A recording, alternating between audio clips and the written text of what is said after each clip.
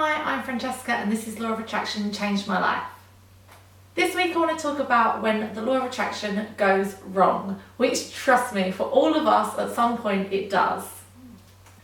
We have to remember that we are magnets and simply what we think is what we are attracted into our lives, and unfortunately that does work for both the good and the bad.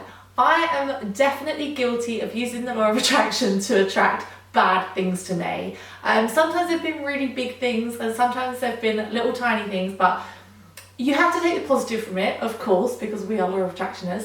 And I think the positive to take from it is that at least you know that it works, you know? Like if you're thinking something bad and then it happens, it's like, it's a reminder. It's like, okay, the universe is always listening and I attracted this into my life. So I wrote down the idea for this video last week when I had the worst migraine. So this week I was feeling very sorry for myself and I woke up with a migraine, and for some reason I went onto Facebook. So I did a status of something like, oh God, how I enjoy this monthly migraine. Then I put a little emoji of like a sick face, a hammer and a knife. I don't know what I was thinking this morning, but I did that. So as I went to post it, I thought, Fran, I feel like this isn't really like law of attraction. And I actually hesitated on putting a knife and a hammer, but that's how my head felt. And you know, sometimes when you're in so much pain or you're upset or something, you just want to like share it with people, you just want other people to know. It doesn't do any of us any good, okay? Like, don't do it. So I posted the status update, and about an hour later, I get up to like get ready for work, go into the bathroom, reach into a drawer to like pull out my toothbrush and literally dig my whole thumb and finger into a razor blade. Not just one razor blade, Wilkinson Quattro. Quattro means four razor blades. I literally cut my fingers to shreds. I can't tell you how painful it was. My skin was literally more flapping open. Now I do eyelash extensions for a living, so I need my hands. I was freaking out. I was in so much pain. I was like running it under the water. The blood was pouring everywhere. I had to run down to the pharmacy and get plasters to like strap the skin back on because it was just flapping open. Sorry if this is making you feel sick. It made me feel sick too. So I did that. Then I get to work. I start doing my first client and I'm like, oh God, this migraine's getting worse. I'm going to start vomiting. My head was killing me. Like literally, I can't explain how bad this is. Probably one of the worst migraines I've ever had. So after I finished that client, I'm like, I can't do anymore. I have to call up and cancel 3 of my clients, which I very, very, very rarely do, only in like an emergency. I had to go to the pharmacy again, they know me well in there, and get like this really, really strong migraine tablet, come back home, take the tablet, pass out on the sofa, and the whole day was wasted. So when I woke up later that day, I was talking to my husband when he came home from work and I was like, do you know what I've just realised? The law of fucking attraction has worked again. I put on Facebook a knife and 10 minutes later, literally 10 minutes later, I cut my entire hand to shreds on a razor. Then I put hammer, and my migraine, my headache was so bad, I literally had to cancel my clients. I really never do that. And so I actually went onto Facebook and I deleted the status. I know that the damage was already done, but it just really made me aware of like sometimes, and I know we're all guilty of it, but we like to share negativity and it's not intentional. Sometimes you just want a bit of support. So I think that's just what we need to learn. If you're feeling something negative, don't share it. Don't share it with people in your life. If you can hear snoring, that's my dog. So just don't share it on social media. I know it is tempting sometimes, but I've learnt my lesson. I'm definitely not going to share anything negative on Facebook or Twitter or Instagram ever again. So a more serious example of when this happened was when I very first got married, or maybe I wasn't even married, maybe I was like engaged, about to get married. And leading up to being married, this might sound really weird, but I hadn't really had like a proper boyfriend. Like I'd had boyfriends that had lasted like 6 months or so, but I'd never lived with anybody like a man before, like a boyfriend. I'd never lived with someone. I'd never like like lived together, you know, and all that kind of stuff. And so a lot of things were like new to me about relationships, and unfortunately for me and for, I'm sure, the people involved, the two major relationships I had, like I suppose you'd call it the two loves of my life before I got married, both of them I was not the primary, how do I say it? I wasn't like the primary relationship. And both of them I didn't know until about 2 or 3 months into the relationship, and then I found out that they had a girlfriend that they lived with. Both of them, this happened both times. And so I had a lot of like my 20s as like being a secret and being a mistress, and so and I'm not proud of that at all, but I need to accept it, and it is a part of my history, it's a part of my life. Yeah, it's quite shit actually.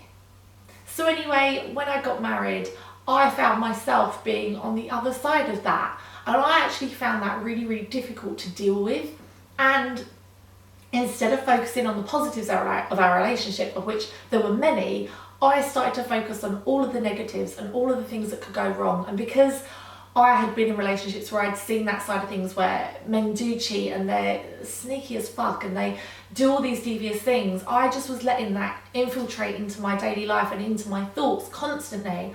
And I started to see the negatives in everything. And I would say that my own thoughts almost destroyed my marriage. Almost.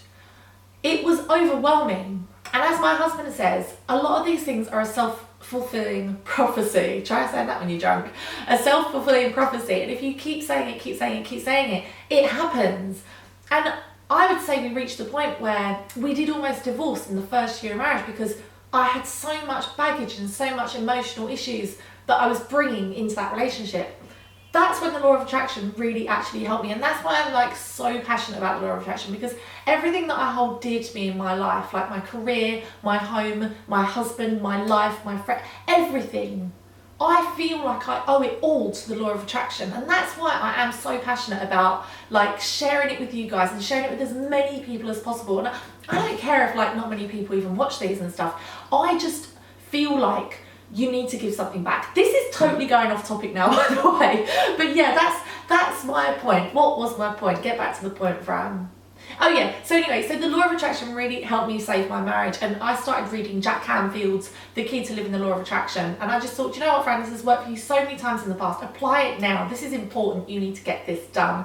And I started applying it to my marriage and my relationship, and I can't even tell you the transformation. 2 years on, we actually look back on that time of like around the time we got married, and we're like, oh, like we didn't even know each other. Like I was crazy, like it was not a good time at all. And now we totally moved past that.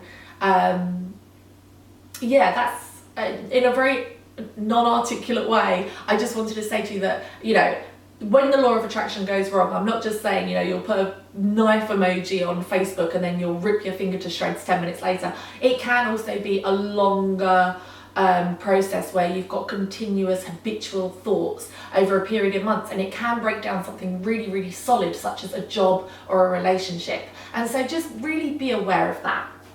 So I just wanted to read you this little quote from Jack Canfield, because he is my favourite. I feel like if I could meet Jack Canfield, I'd be the happiest woman alive. I wonder if that'll ever happen. Maybe I should law of attraction it.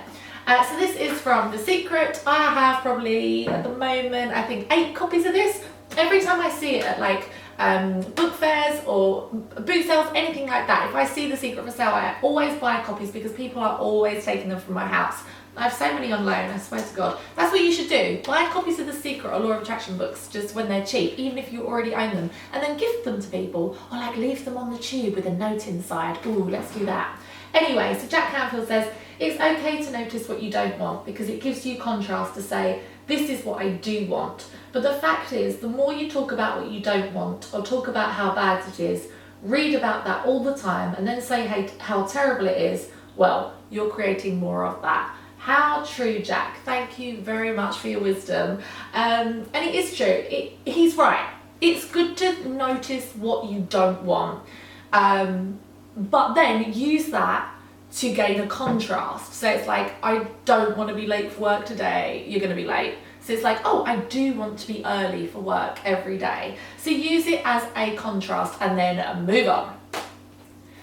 anytime you feel like you're having negative thoughts or you're expressing them to people, remember this: energy goes where hang on. So anytime you feel like you're having negative thoughts or expressing them out loud, just remember. So anytime you feel like you're having negative thoughts or you're expressing them out loud, just remember this: energy flows where attention goes. So wherever you're focusing your attention, all of your energy is flowing there. So make sure your attention is focused somewhere positive. Anyway, that's it for this week. I will be back next Friday as usual. I upload videos every single Friday. So if you want to subscribe, I would love to have you along for the journey. I'm uploading all sorts of different videos about law of attraction. I'm really open to suggestions, so please do leave me any suggestions in the comments below, or just leave a comment in general. I do love to hear from you. Please give it a thumbs up, because apparently it makes a real difference in like the ranking and things like that. So if you do like it, please give it a thumbs up. Not a shredded thumb like I had last week. If you'd like to come and follow me on social media, I would love to meet you guys in cyberspace. I have a Instagram page, which is actually where law of attraction changed my life, like all began. It's really good. Come and check it out. I post daily, and it's like all inspirational quotes and thought-provoking things and inspirational, motivational pictures. It's at Law of Attraction Changed My Life. I also have a Twitter, but I don't know if people really follow me on it. So I have one that's LOA Changed Me, but I also have my personal one, which is at Francesca Amber. All of my social media, like my personal ones, are at Francesca Amber. So come and follow me on that if you like as well. And I will see you next Friday. So have a positive week. Don't let the negative in, and I will see you next Friday. Bye.